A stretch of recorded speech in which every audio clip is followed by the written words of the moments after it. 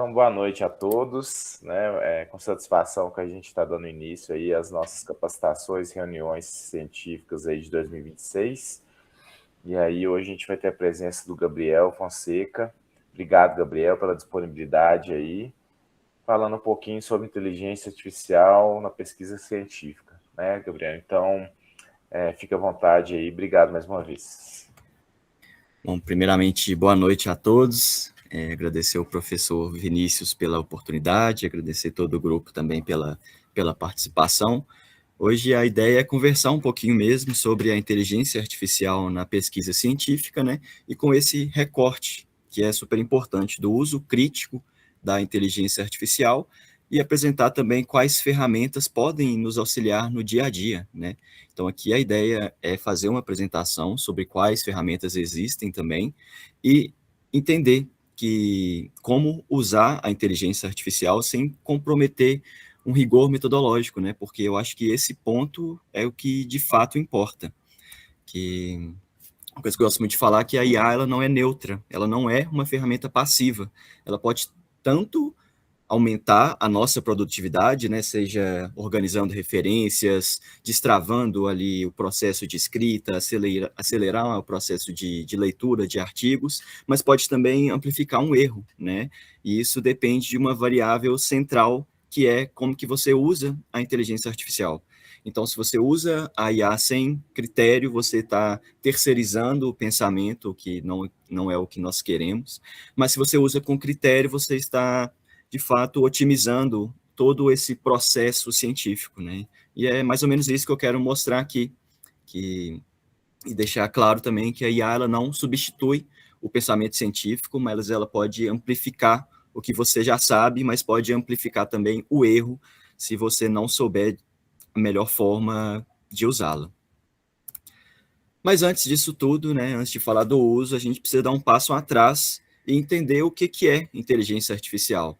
E hoje existe uma confusão conceitual importante, que muita gente utiliza o chat GPT como sinônimo de inteligência artificial, né? Então a gente já pensa em inteligência artificial, já pensa em chat GPT. Mas chat GPT é uma ferramenta, IA é uma categoria muito maior. Então aí existem vários modelos como chat GPT, como o Claude, como o Gemini, e todos eles operam com princípios muito semelhantes.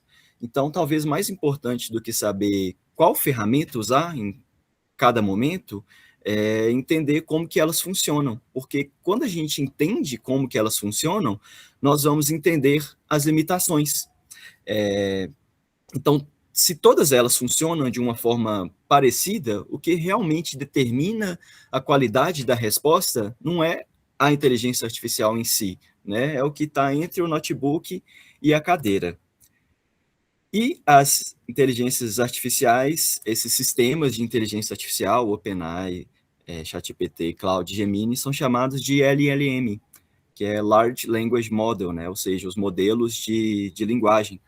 Esses modelos, eles são treinados, acho que eu posso dizer assim, um grande volume de texto disponível na internet, seja artigos, Wikipédia, livros, páginas na internet, e eles aprendem com um padrão estatístico de linguagem.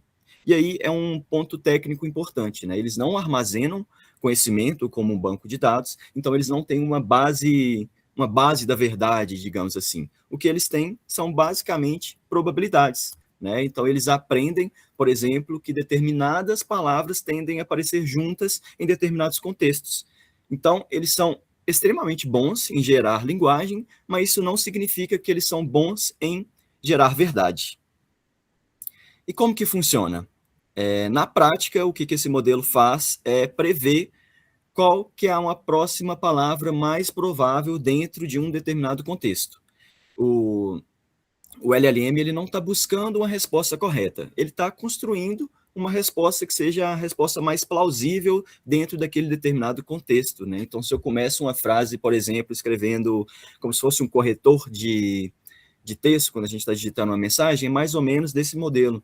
Então, se eu começo uma frase com em pacientes com dor lombar crônica, a fisioterapia, e aí o LLM vai fazer uma continuação mais provável, que seria algo como pode melhorar a função, pode reduzir a dor.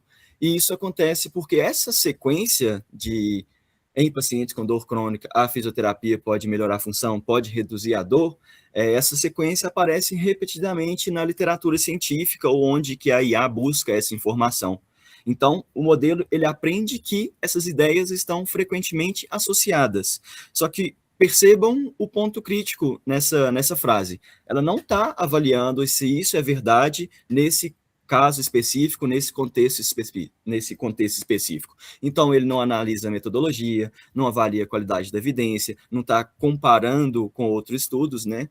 Então, apesar de essa frase parecer correta, parece correta, só que ele não verificou todos esses vieses, né? Então, entender essa limitação antes de usar a IA é fundamental. É entender que o modelo ele gera plausibilidades estatísticas, mas não veracidade em 100% dos casos. E aí, quais são os riscos, né? Acho que aqui que é o ponto central. A inteligência artificial atualmente ela erra, ela já errou mais no passado, nos primeiros modelos do ChatGPT, o que a gente chama de alucinação, né? Então, quando a gente fala que a IA alucinou, é justamente isso, ela erra. Então, ela já errou mais, mas ela ainda erra. Só que o problema é que o problema não é só o erro, é a forma com que esse erro aparece. Porque a IA, quando a gente pergunta, ela vai manter uma coerência interna, uma estrutura lógica, um vocabulário mais técnico, mais rebuscado, né? Mesmo quando aquilo que ela está falando está errado. Então, ela não apresenta aqueles sinais clássicos de erro que a gente espera, de linguagem ruim, enfim.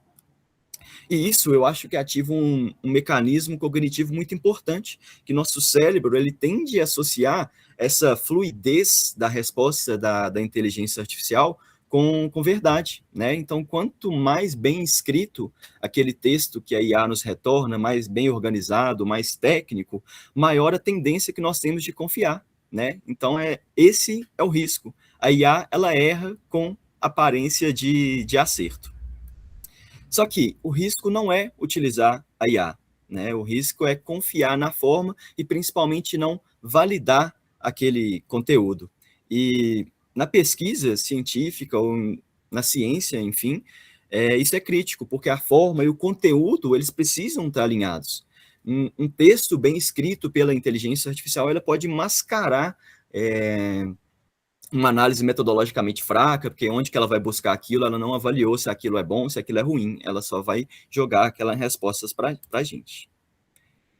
Implicações críticas disso tudo que eu comentei.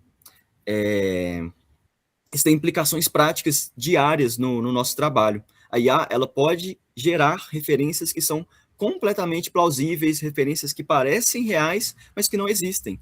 Então, autores reais, revistas reais, estrutura correta, mas ou o artigo simplesmente não existe, ou você perguntou uma coisa, ela te joga aquele artigo que existe, mas quando você vai ler o artigo, ele não está falando nada daquilo que você estava pesquisando, ou aquilo que ela falou que o artigo estava falando, né? Sintetizar a literatura de uma forma incorreta, a IA ela tende a simplificar padrões, né? Mas na ciência a gente sabe que raramente é tão simples assim. Ainda mais quando os estudos são muito heterogêneos ou os resultados são conflitantes, a IA ela tende a reproduzir uma média narrativa daquele mundo de artigo que nós temos sobre aquele determinado tópico. Né? Então, se nós já temos aquele problema de spin dos autores, na hora que eles falam sobre determinado resultado, que na hora que eles vão discutir, na hora que eles vão concluir, não está alinhado com os resultados, a IA tende a aumentar aquilo ainda mais. Né? Então, se o artigo ele já apresenta essa interpretação tendenciosa, podemos dizer assim, a IA ela não corrige isso, ela vai reforçar esse comportamento, porque ela aprende com aquilo que está publicado, e não com qualidade metodológica, não com viés, enfim. E isso tudo vem acompanhado de uma alta confiança, né? Porque a IA, ela comunica isso com muita confiança de que, de fato, aquilo é verdade. Então, se algo parece técnico, se é bem estruturado, se é seguro, nossa tendência é mais aceitar do que questionar isso, né? Mas isso é um risco que nós estamos correndo. Então, talvez o mais importante de como utilizar a inteligência artificial é saber como pedir, né? Então, primeiro, saber exatamente o que pedir, e segundo, avaliar criticamente o que foi gerado pela inteligência artificial. Sem a primeira, de saber como exatamente pedir, a gente recebe respostas genéricas. E sem a segunda, a gente aceita respostas erradas, com aparência de ciência, com aparência que está certo, e isso é perigoso, né? Então, a IA ela não vai substituir o conhecimento, ela vai exigir ainda mais conhecimento da nossa parte. Mas é justamente aqui que entra um conceito central do que eu gostaria de passar para vocês, que é a engenharia de prompts, que nada mais é do que como pedir para inteligência artificial, né? E aí ela sempre responde com base no que você pede. Então, a qualidade da resposta dela depende diretamente do seu comando, do seu prompt. E, em geral, um bom prompt, ele tem alguns tópicos que dá para a gente seguir para fazer uma boa pergunta, um bom comando para a inteligência artificial. O primeiro deles, o contexto. O contexto ele vai orientar o modelo aqui, quando eu estou falando, é ChatGPT, é o Claude, o Gemini, enfim. O contexto orienta sobre qual cenário a inteligência artificial ela vai trabalhar, ela vai operar. Então, por exemplo, eu posso começar meu comando especificando, você vai atuar agora como um especialista em escrita científica, um revisor de fisioterapia. Isso vai mudar completamente o tipo de resposta que nós vamos receber. A tarefa, né? A tarefa define exatamente o que deve ser feito, o que você quer que a inteligência artificial faça por você, se você quer que ele verifique suas referências, se você quer que ele verifique a coesão do seu parágrafo. E existe uma grande diferença entre só mandar melhore esse texto ou revise para melhorar coesão e rigor científico, né? Então, essa é a parte da tarefa. As restrições também são fundamentais para um controle ali, para evitar que a IA alucine muito, né? Então, as restrições evitam respostas muito vagas ou respostas fora do escopo, porque sem essas restrições o modelo vai extrapolar, vai inventar, vai adicionar informação, pode distorcer ali o que eu quero. E o modelo de saída, né? O modelo de saída, geralmente, ele garante consistência e uma utilidade prática dali de como que eu espero que seja aquela resposta. Se eu quero um texto corrido, minha resposta, se eu quero em formato de tópicos, se eu espero sugestões de como eu posso melhorar o texto, se eu espero revisão do meu texto, né? Isso vai tornar uma resposta mais utilizável. Então, aqui eu coloquei um exemplo de como que seria um bom prompt, um bom comando que nós podemos mandar para as LLMs, ao invés de mandar só melhore esse texto, depois de já escrever todo aquele texto, né, eu posso mandar atue como revisor de um periódico científico de alto impacto na área da saúde, ali vai ser o papel da inteligência artificial, como ela vai se comportar, né? A tarefa, o que eu espero que ela faça por mim, você vai reescrever o parágrafo para melhorar a clareza, coesão, concisão, rigor científico, utilizando o inglês britânico formal.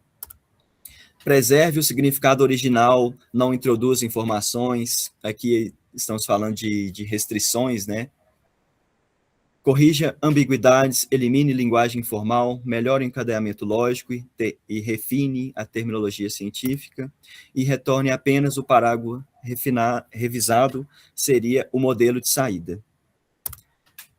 Outro exemplo de como que a inteligência artificial se comporta muito bem é seguindo exemplos. Então, aqui eu coloquei um exemplo de um outro prompt, um outro comando, que seria, por exemplo, para formatar as referências. Então, quando a inteligência artificial ela tem um modelo, ela tem um exemplo para ser seguido, como é o caso aqui que eu deixei em negrito, ela tende a copiar aquilo de uma forma mais fidedigna, uma forma que ela evita de alucinar. Então, um outro exemplo de um prompt que seria uma boa utilização da inteligência artificial seria justamente alinhado a isto. Então, formate as referências abaixo de acordo com o estilo da revista fornecido, use o exemplo como padrão absoluto, replicando fielmente a ordem dos autores, uso de iniciais, pontuação, enfim, aí depende da forma de formatação, né? E aplique exatamente esse padrão às referências abaixo. Não adicione, remova ou invente informações, caso algum dado esteja ausente, mantenha como está e retorne apenas as referências formatadas. Então, quando a IA ela tem um exemplo para seguir, ela tende a dar as respostas ainda melhores para a gente. Bom, finalizando essa primeira parte, né, sempre me vem a pergunta, então, qual que é a melhor inteligência artificial para eu utilizar? Aqui eu vou parar de compartilhar minha tela, mas eu já volto. Vou compartilhar aqui uma primeira ferramenta que eu gostaria de mostrar para vocês. Vou compartilhar a tela inteira aqui, que é o Arena IA. Deixa eu minimizar aqui. Então, quem quiser jogar no Google para acompanhar, é só digitar Arena IA também, e ela vai atuar em uma forma muito legal, que a gente consegue comparar dois modelos de LLM diferentes. Então, aqui eu consigo selecionar algum modelo, por exemplo, o Claude e o ChatGPT, e mandar para ele o mesmo prompt, o mesmo comando, que ele vai fazer uma pergunta genérica aqui, qual efetividade do Pilates em pacientes com dor lombar crônica. Lembrando que essa não é a forma mais adequada, mais ideal de utilizar as LLMs, mas só de modelo aqui, para a gente ver. Então, eu selecionei o modelo Claude e o modelo do ChatGPT. Eu mando essa pergunta e ele vai fazer no lado esquerdo a resposta do Claude e o lado direito a resposta do ChatGPT. Isso é legal para a gente comparar a resposta, a velocidade de duas inteligências artificiais diferentes para o mesmo comando. E aí, feito isso, eu consigo votar se eu gostei da resposta mais do Claude, se eu gostei mais da resposta do ChatGPT, se ambos são bons, se ambos são ruins. Por que eu estou demonstrando isso? Ele tem um modo que ele faz a mesma coisa, só que com modelos cegados. Então, eu faço a mesma pergunta, ele vai me dar a mesma estrutura, só que eu não vou saber qual que é do Claude, qual que é do ChatGPT, ou qual que é Gemini, enfim. Eu não vou saber dentre os milhões de LLMs disponíveis. E aí, esse Arena IA, ele gera uma overview que a gente consegue ver com base nessas votações que eu mostrei, se lado A é melhor, lado B é melhor, qual inteligência artificial está ganhando, entre aspas, para aquele determinado assunto.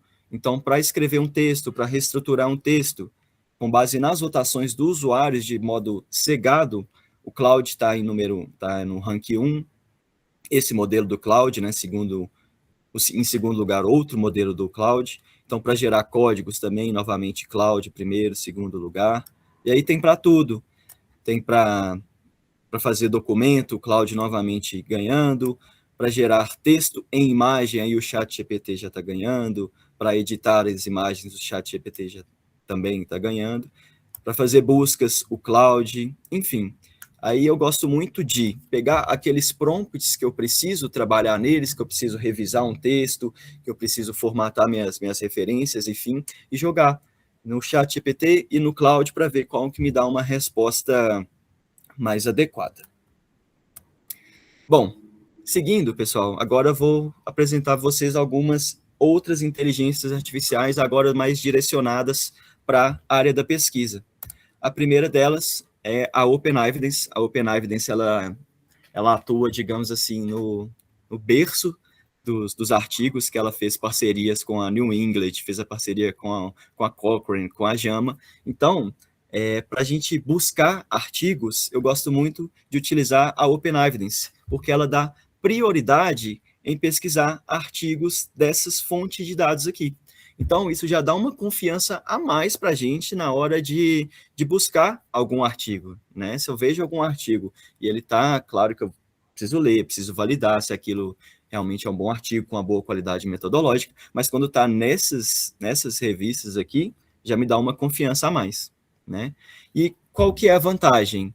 A gente consegue perguntar, buscar artigos em linguagem natural. Eu não preciso ficar combinando operadores booleanos com termos mesh, com termos dex. Eu só posso fazer uma pergunta em linguagem natural. Aqui eu fiz em português mesmo, para a gente ver. Então, eu perguntei quais efeitos da crioterapia na redução da dor no pós-operatório de condições musculoesqueléticas, e aí o Open Evidence, com base só nessa pergunta, já fez uma busca, né, em inúmeras bases de dados, já me deu um resumo aqui de um guideline, apresentou os resultados da review do Julião aqui, falando quais que eram o resumo, né, uma revisão sistemática com 28 ensaios clínicos, apresentou uma redução estatisticamente significativa, e ele já destaca para mim, porém, isso foi abaixo da diferença clinicamente importante mínima de 2 pontos, já me dá o link aqui, né, do British Journal, e ele segue me dando uma série de outros resultados de outros artigos, e no final ele me gera de onde que ele está tirando, desculpa, de onde que ele está tirando essas informações, né? Então ele pegou de um guideline da American College of Surgeons, pegou da British Journal, o artigo do Júlio, e aí eu consigo acessar aqui, artigo da JAMA, revisão Cochrane, então eu consigo acessar esses links, então tudo que ele me respondeu foi com base nesses links. Outra inteligência artificial, alguém quer falar alguma coisa? Se quiser, fica à vontade. Ô, Gabs, eu ia perguntar só se é possível na Open Evidence colocar filtros ali também nessa estratégia de busca. Eu sei que ela é mais aberta e mais fácil e tudo, mas, por exemplo, a gente consegue aí colocar alguns filtros para deixar essa busca, às vezes, mais interessante para a gente, ou refinar um pouquinho mais, ou é sempre por essa aba aqui de pergunta?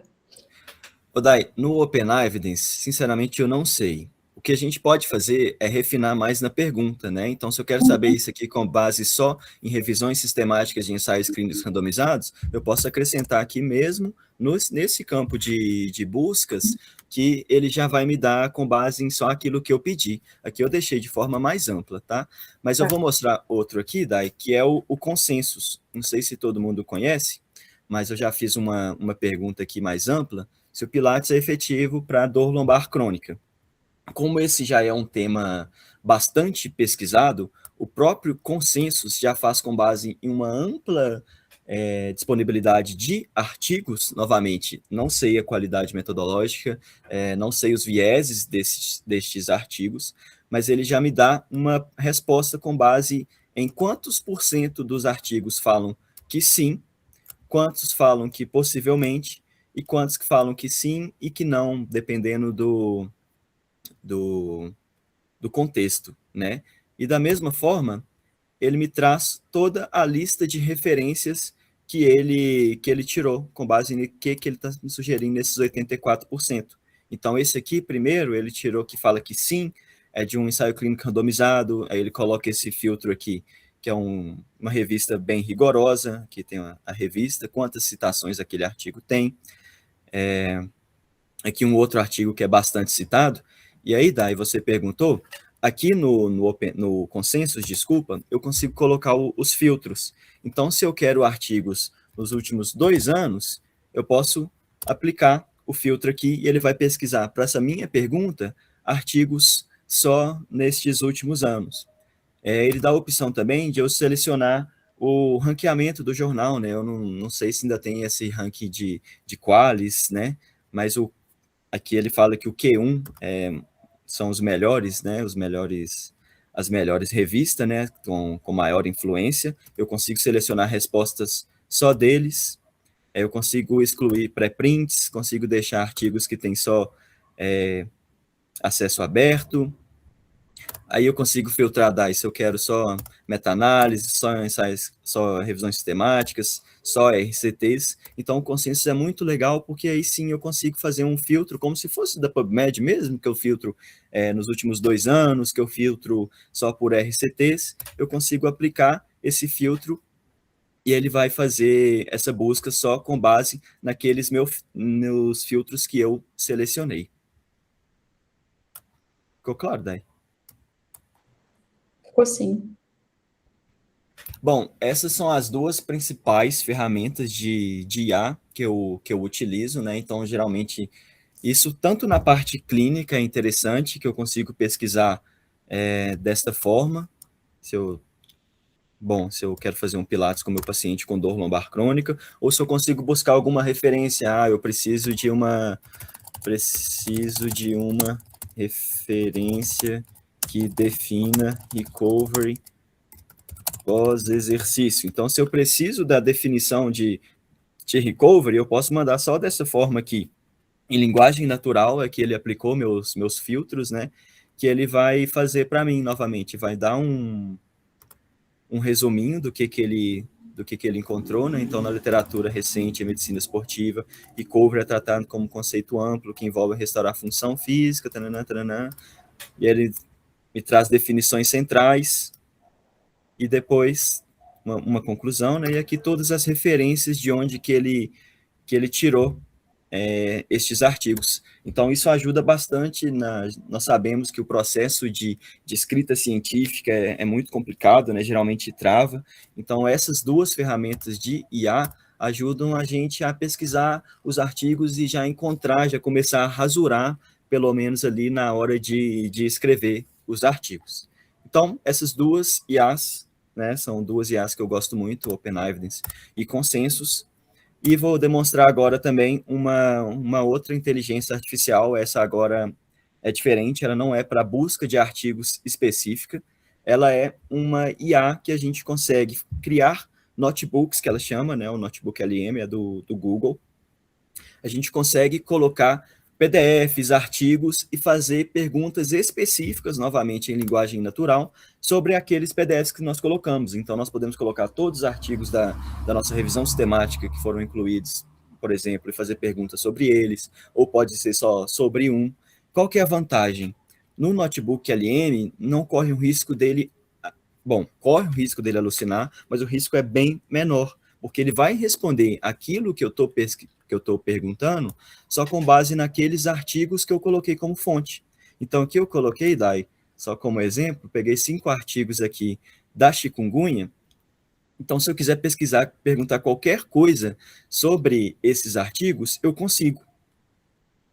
Mas o que eu gostaria de mostrar é uma nova função do Notebook LM. Nós conversamos um pouco mais cedo sobre facilitar nossa vida, né? Claro que tudo precisa de validação, de conferir se está certo ou não, mas essa nova atualização do Notebook LM, ele colocou isso aqui, ó, tabela de dados. Então, ele gera, com base nesses artigos que eu coloquei, uma tabela. Então, aqui eu coloquei desculpa, fiz um prompt específico para coletar, e ele coletou mais ou menos com o que a gente faz naquela tabela de caracterização dos estudos que nós temos que fazer para a revisão sistemática. Ele já colocou. Eu que pedi, né? Então, todas essas colunas foi eu que pedi para ele. Então, ele já identificou o estudo, identificou qual revista que eu pedi para ele também, identificou o desenho do estudo, as características da amostra que eu pedi também, qual foi a intervenção, quais foram os desfechos, então intensidade da dor, qualidade de vida nas semanas 1, 2, 3 e 4, e quais foram os resultados que o artigo fez. Obviamente, novamente, batendo na tecla de conferir com o artigo, né? Mas eu e Dai, nós sabemos que é bem isso, né, Dai? Que os artigos estavam trazendo, estavam coletando, e é uma parte que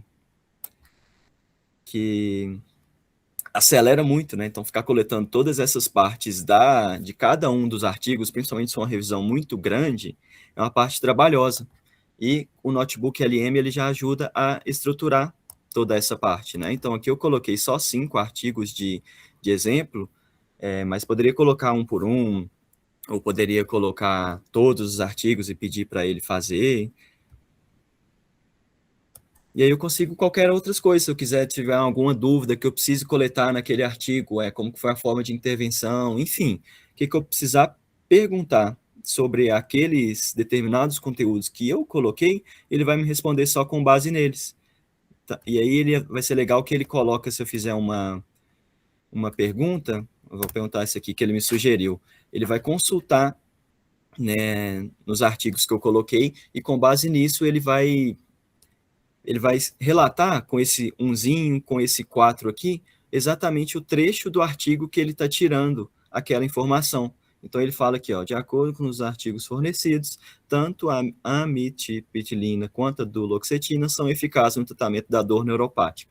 Aí ele coloca de onde que ele tirou. No caso aqui, parece que foi do abstract, né, dos resultados. Bom, e aí é geralmente esse fluxo de trabalho que eu tenho feito.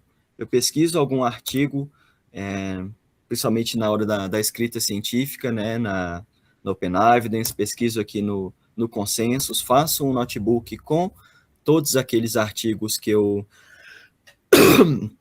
estou utilizando e jogo depois o notebook LM para me ajudar a interpretar se de fato aquilo faz sentido, se aqueles artigos realmente estão trazendo aquela definição que eu preciso, né? Então, todo esse processo ajuda na nossa produtividade. Bom, para encerrar, talvez aqui seja algo que todo mundo conheça, eu trouxe um gerenciador de referências também, que é o Mendeley. O Mendeley, ele é gratuito, né? Ele é bem simples de usar, aqui eu estou na minha conta do Mendeley. Então, aqui eu vou pegar o DOI do artigo do Julião e vou adicionar ele aqui. Então, é simplesmente eu colocar o DOI do artigo, que ele já vai automaticamente colocar o título, colocar os autores. Eu vou salvar aqui, e ele já está aqui. E ele fica diretamente conectado aqui com o meu Word. Então, na hora, nós sabemos que vai submeter o artigo na revista, tem que colocar tudo nas normas daquela revista, aí acontece de tomar recusa, ter que ir para outra revista, e as referências são completamente diferentes, né? Então, o Mendeley ajuda principalmente nessa parte. Aqui eu fiz um parágrafo só como exemplo no chat GPT mesmo, nem li direito, foi só como exemplo, só para demonstrar como que funciona. Então, se eu quiser acrescentar uma referência aqui no final, aqui está falando de Pilates e gelo, não tem nada a ver com o estudo do Júlio, mas eu vou só colocar. Então, onde o meu cursor está, eu clicar em inserir a citação, ele vai colocar. Então, o doisinho aqui, eu já sei que é o estudo do Júlio. Aí vamos supor que eu preciso mudar o estilo. Se eu quiser colocar em, por exemplo, vou colocar nessa aqui. Eu seleciono, atualizo, e ele já muda com base naquilo que... nas normas dessa formatação, né? Então, é algo que eu diria que é fundamental também, que auxilia muito essa parte de gerenciador de referências. Aí tem o Mendeley, tem o EndNote, né? O Mendeley é gratuito, ele é bem simples de utilizar. E, para finalizar, agora, de fato, o que eu lembrei, está aparecendo tudo grifado aqui na minha tela, vocês vão ver, é o Grammarly. O Grammarly, ele é sensacional também, que ele ajuda a corrigir o texto tanto em português, que ele vai dando sugestões de melhoria, né? Então, é só a gente ir aceitando aqui, ele aparece todas as sugestões que ele está falando para corrigir, para melhorar a clareza da escrita, né? Então, é só...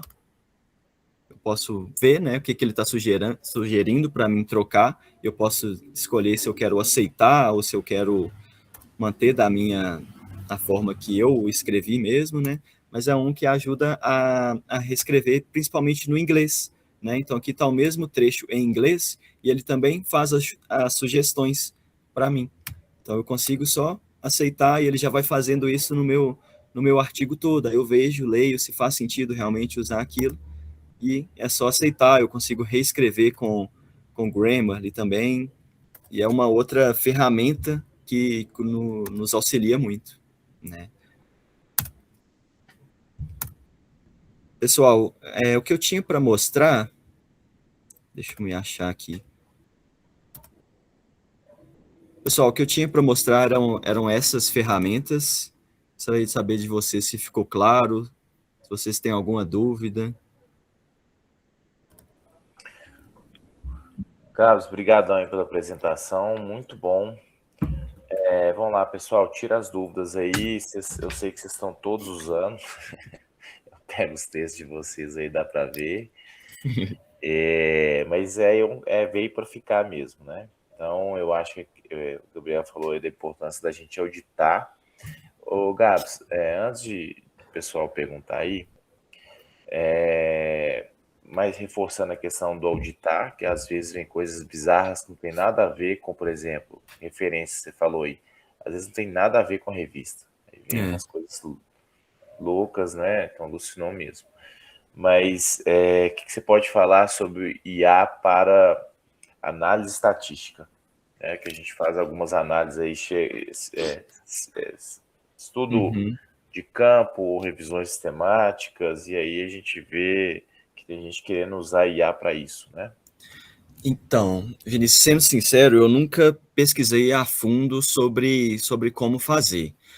O que dá para a gente fazer é, de fato, utilizar ela para nos ajudar, né? Então, por exemplo, tem o R, que ele é todo em linguagem de programação. O R ele é muito difícil de utilizar. Só que se a gente explicar naquele todo o contexto de engenharia de prompts, o que a gente precisa, o que a gente espera para a inteligência artificial, ela consegue gerar uma linguagem de programação e a gente cola no R e ele dá para a gente a análise estatística toda.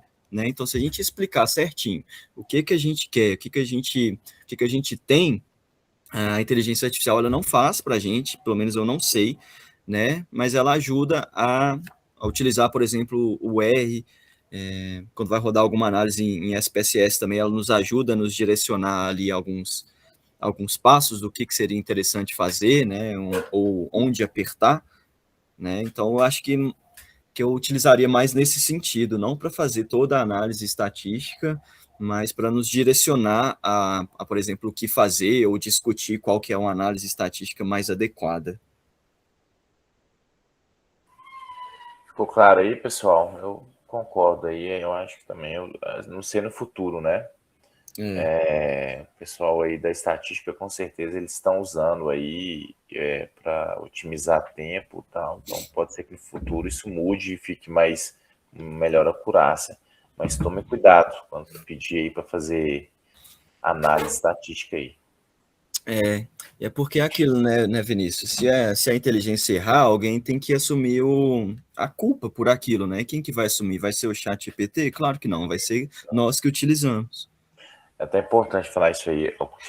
Qualquer, né, as LLMs aí, elas não podem ser coautores de nada. Tá? Quem assume é quem é autor, ele está usando a pessoa por trás, né, da LLM. E então, primeira coisa é isso, não pode colocar como coautor.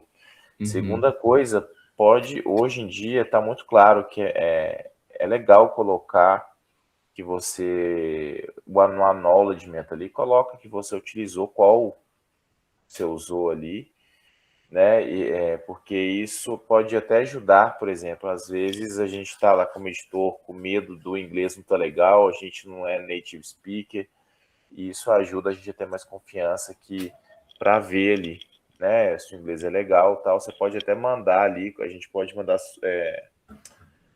quando está submetendo outros arquivos, né, relacionados ali com a revisão. Você pode submeter ali como um suplemento para os revisores ou editor ver a revisão que a LLM deu, né, que aí ele vai poder comparar ali para ver se uma coisa é geral, outra coisa é ajudar na escrita, né? Que é o que é interessante. E as revistas elas estão pedindo agora a declaração de uso de inteligência artificial, né, para saber usou para quê e como usou, né?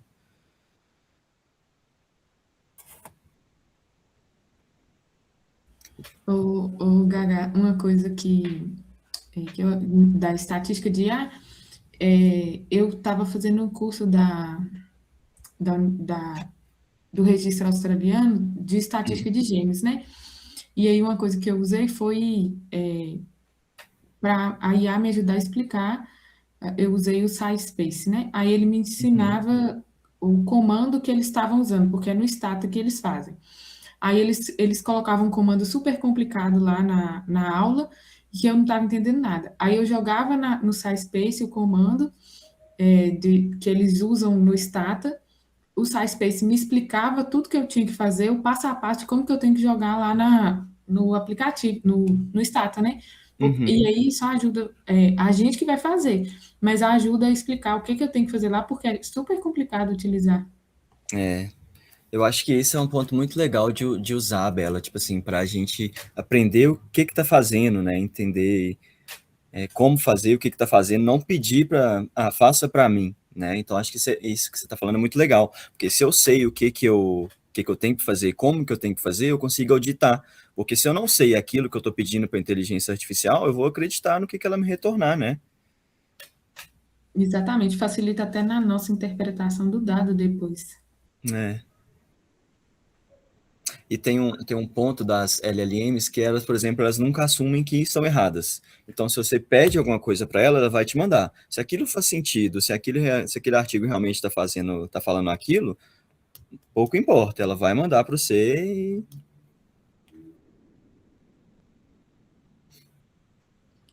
Ô, Gabriel, o notebook LM na versão gratuita, ele tem limitação de quantidade de PDFs que você coloca para fazer as análises lá? Ô, Dai, não sei, porque eu tô como eu assino o Gemini, eu tô com a versão Plus dele, sabe? Então, eu nunca cheguei no limite. Então, eu não sei se Eu ele acho que tem... não. Eu tem usei não? ele no meu TCC para colocar os artigos lá e nunca me limitou, não. Eu achei bem interessante, assim, eu e o Gabriel, a gente, por exemplo, fazendo análise de risco de viés, a gente sempre fez nós dois, né, fazendo certinho, primeiro e segundo revisor, e a gente fazia uma checagem na inteligência só para ver se ela estava indo no mesmo, por exemplo, na mesma linha que a gente. Aí eu achei super legal a questão da tabela de extração de dados, que eu nunca tinha visto, É, é uma dupla checagem. Eu ainda, porque de qualquer forma, se você pedir para fazer, você vai ter que checar, mas eu acho que é super legal pensando, né, por exemplo, isso, extração de dados, a gente também faz de dois revisores de forma independente, mas vira mais uma checagem para ver se a gente não está deixando nada passar ou não está errando passa. nada, né? Então, achei super legal esse ponto de dupla checagem, que era uma coisa que a gente usava às vezes, a gente de IA e o chat GPT, aí eu achei interessante essa dupla checagem do LM para ajudar aí também, assim, não que substitui a gente, não substitui nenhum quesito, né? Mas acho que é mais uma dupla checagem aí pra gente. Eu acho que esse dupla checagem para nós mesmos é fundamental, né? Porque às vezes tem alguma coisa que a gente deixou passar batido, e a inteligência artificial, olha, tem isso aqui, a gente vai conferir, olha, realmente deve ter que acrescentar esse ponto, né? Quando a gente está cansado também, né? A máquina não cansa, teoricamente. Então, e tipo assim, ela fez, por exemplo, aqueles 5 artigos que eu demonstrei num clique, né? Num comando, num prompt que eu mandei. Aí, imagina uma revisão que tem 100 artigos, né? Então, alguma coisa vai passar batido, por mais que tenha uma revisão em pares, né? Alguma coisinha pode passar batido, aí fazendo isso e a gente fazendo a checagem, né? Ajuda muito. E um Gabriel, comentário. pode falar, Dai. Só falar que um comentário que eu achei legal que o Gabriel trouxe, que eu não tinha refletido, é que ela tem menor chance de alucinação mesmo, porque ela não vai estar consultando a internet externa. O chat GPT, como exemplo, às vezes, por mais que você coloca no agente, você limita, você fala que não é para ele consultar fontes externas, somente os PDFs, você vê que ele ainda alucina muito. Então, assim, não testei o notebook LM, tenho pouca familiaridade com ele, mas depois vou testar eles para essas duplas checagens e ver o nível de alucinação, assim, se ele não alucina tanto quanto o chat GPT, sabe? Porque o chat, mesmo limitando por meio do agente, às vezes eu percebo que alucina Sim. muito, sabe? Uhum. E o legal do notebook LM é isso, ele trabalha em cima daquilo que você coloca para ele. Se você não colocar nada, ele não faz nada. Agora, você coloca todos os PDFs que você quer trabalhar, ele vai trabalhar em cima daquilo, e de onde ele tira a informação, ele coloca a referência lá, tipo, é aquele artigo. Aí você consegue clicar e ver de onde exatamente ele está tirando aquilo que ele está falando para você. Gabriel, então assim, né? Vamos supor, dentro das LLMs aí que você falou do chat GPT, que é uma mais geral. Você falou da Open Evidence, que é mais voltado, fechado para a questão de artigos científicos, né? Isso. O Consensus também é mais fechado, né? Uhum. E aí, então, assim, uma para você buscar informações gerais, tá, ou coisas mais específicas para a área específica, seria esses últimos dois, né? Que a gente citou. Exatamente. As LLMs, elas vão trabalhar em tudo que tem na internet, né? O Open Evidence, consensos, elas vão trabalhar em cima de artigo científico. Então, são IAs direcionadas para a ciência. E o notebook LM é mais quando você já tem a informação e quer ali ou entender ou estruturar de alguma forma. Exatamente. Aí ele te ajuda, por exemplo, ler um artigo. Você está com, por exemplo, você pegou um artigo e você precisa fazer perguntas ou entender melhor aquilo. O notebook LM trabalha em cima daquilo que você coloca nele. Então, você pode colocar o que você quiser no seu PDF. E isso, versões gratuitas, consegue fazer isso tudo? Consegue. Eles têm um limite de perguntas diárias, né? O Open Evidence tem você faz o login e ele te pede para você colocar, por exemplo, fisioterapeuta pede para colocar lá o Crefito, né? Aí você ganha acesso se você tiver o Crefito. Aí isso para todos os profissionais da saúde. Só que ele tem um limite diário de perguntas que eu não sei quanto que é, mas aí você pode pesquisar primeiro no Open Evidence, aí acaba o seu limite, você vai para o Consensus, acaba o limite, vai para o SciSpace. Então, essas 3 trabalham mais ou menos da mesma forma.